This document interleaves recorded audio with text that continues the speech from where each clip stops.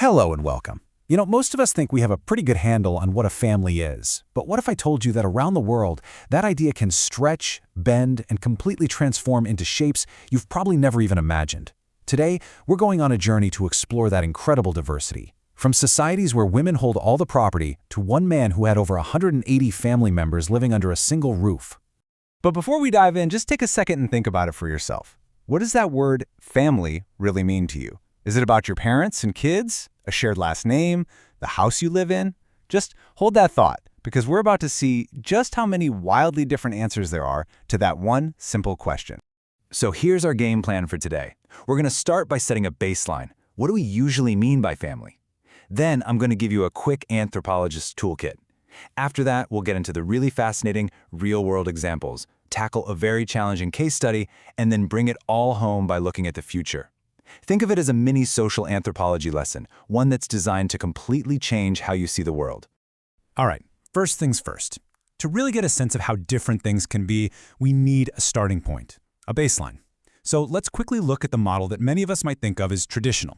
For a huge part of human history, especially in more rural societies, this was it, the extended family. You'd have grandparents, parents, and kids all living together, or at least very close by. It was a system that was really clearly defined. Everyone knew their role. The father was generally the head, the mother ran the household, and the children, well, they were a vital part of the family workforce. Okay, to really wrap our heads around the different family structures we're about to see, we kind of need to learn the language. It's like I'm giving you the keys to the kingdom, a few essential tools that anthropologists use to decode any kinship system on the planet. First up, where do you come from? In patrilineal societies, and these are the most common, your name, your inheritance, your whole identity, it all comes from your father's side. But in matrilineal societies, everything is traced through the mother's line. And believe me, this one single distinction changes absolutely everything. So that leads to the next question. Once you get married, where do you live? If the new couple moves in with the husband's family, we call that patrilocal. But if they move in with the wife's family, it's matrilocal. And, as you can probably guess, this has a massive impact on who holds the power in the family. And last but not least in our toolkit, let's talk numbers, specifically the number of spouses. Many cultures practice monogamy, right? One partner. But others practice polygamy, and this usually shows up in one of two ways. Polygyny, that's one man with multiple wives, and the much, much rarer polyandry, one woman with multiple husbands. Okay, toolkit's ready. Let's go see these ideas in the real world. All right, let's put our new toolkit to work. We're going to start by looking at societies built around the mother's line, matrilineal. And what you're about to see is that these places aren't just a mirror image of what we know. They've come up with completely unique and fascinating solutions for how to build a family and a community. This is a great little snapshot of three totally different ways to do matrilineal. You've got the Minangkabau in Indonesia, where land and property pass from mother to daughter. Then there's the Nayar in India, who traditionally had a system of visiting husbands. And then you have the Mosuo in China, and their system pretty much challenges our entire definition of what a marriage even is.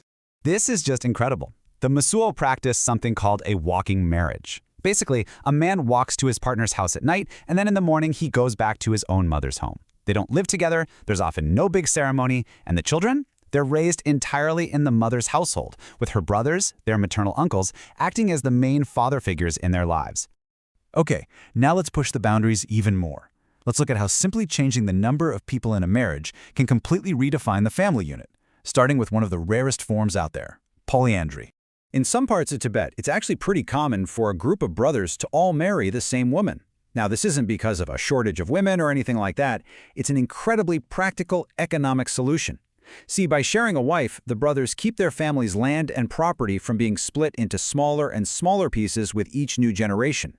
It keeps the family household, its wealth, its status, strong and stable over time. So, from one woman with multiple husbands, we're going to flip the script to the most extreme opposite you can imagine. A man who took polygamy to a level that is just mind-blowing. Let's meet Ziona Chana, the head of what many people call the world's largest family. Let's just start with the number of wives, 39. And this wasn't like he married them all at once. He started when he was just 17 and just kept adding new wives to the family almost every year. You can just imagine the complex web of relationships in that household. And all of those marriages, they resulted in an incredible 90 children. 90! I mean, think about the logistics, the dynamics, the sheer scale of a family with that many siblings. It's a number that's almost impossible to wrap your head around.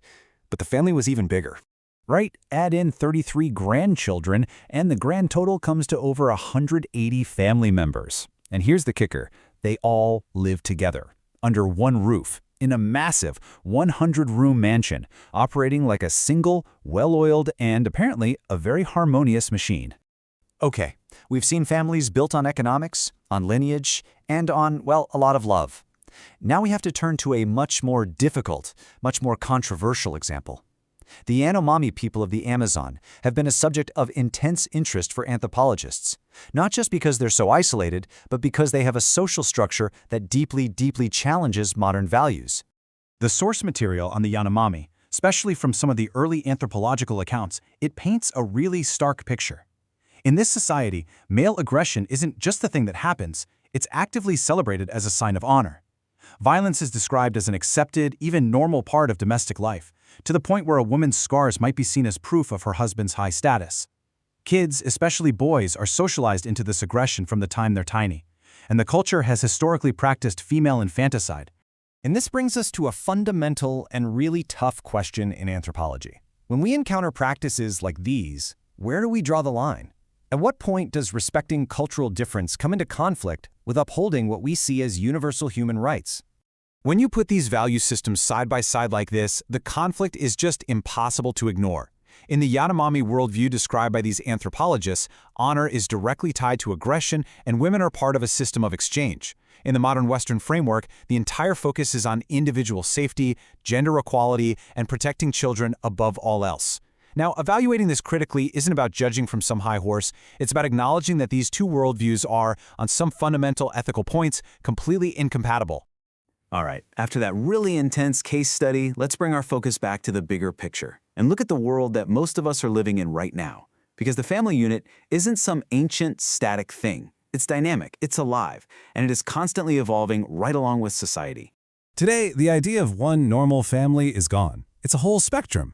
You've got the nuclear family, of course, but you also have single-parent families, families with no children by choice, and reconstructed or blended families. We have families formed by LGBTQ+ couples and even remote families where everyone lives in different cities but stays totally connected through technology. The main takeaway here is that there's just no single correct way to be a family anymore. If this whole journey has shown us anything, it's that family is one of the most flexible, most adaptable ideas humanity has ever come up with. It molds itself to fit economics, geography, and changing values. So the last question is one I want to leave with you to think about. As our world keeps changing with new technology and shifting social norms, what new shapes will the family take? What will that word, family, mean to you 50 years from now? Thanks for watching.